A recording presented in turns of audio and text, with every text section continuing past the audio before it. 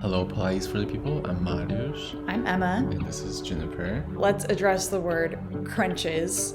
So, when I'm imagining when people say crunches is doing a Pilates roll up, but fast and maybe not as articulated. My biggest advice, if you just have tight hip flexors when you're doing ab work and you're trying to do some core strengthening, I would just take it back a whole bunch of steps and really pare down the movement. Really differentiate what is your lower body from your upper body.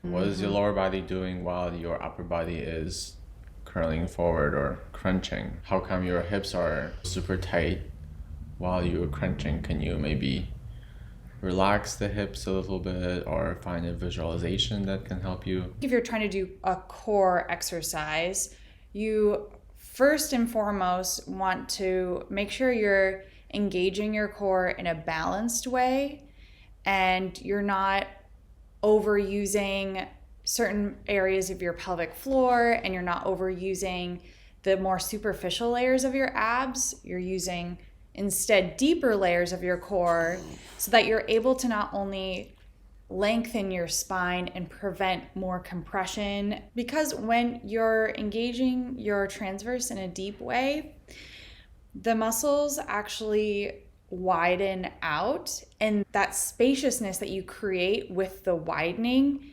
creates more tautness. So it's actually more stable in that way versus everything compressing together. But I think in our capitalist mentality, right? Because we always want to work hard, do more, and the more muscular engagement, the better. More is better. But I would argue in core strengthening, more muscles doesn't necessarily mean better. When you want to start to advance, then you would want to add load. I'm thinking about rubber bands. Yeah, what about a rubber band? Something about like the rubber band expanding and stretching versus something being built with building blocks and just kind of like crunchy and doesn't have any more mobility. Let's talk a little bit more about the advancing of the exercise. You said something about putting a load to the exercise. Adding load could be advancing it, but also taking the stress out of the exercise could also be advancing it. Mm-hmm. So for me in a curl, I don't necessarily think about like lifting my whole upper body and bringing it towards my legs, and same thing with my hips, bringing my hips towards my legs, and then you create this curl, right, of like a shrimpy spine. I think about the load of my head and how is the load of my head. Yes, your head is load. Advancing the exercise, because if we are like this without the load of our head, I can, you could just be crunching. Yeah, and using a lot of neck tension. Yeah. The other thing is your legs are load. So before you add weight to the exercise, you can add the weight of your legs, a single leg, 2 legs, but of course you have to figure out how to do it in a way that's not compromising your hips. A lot of people have trouble with their hips while they're doing ab work.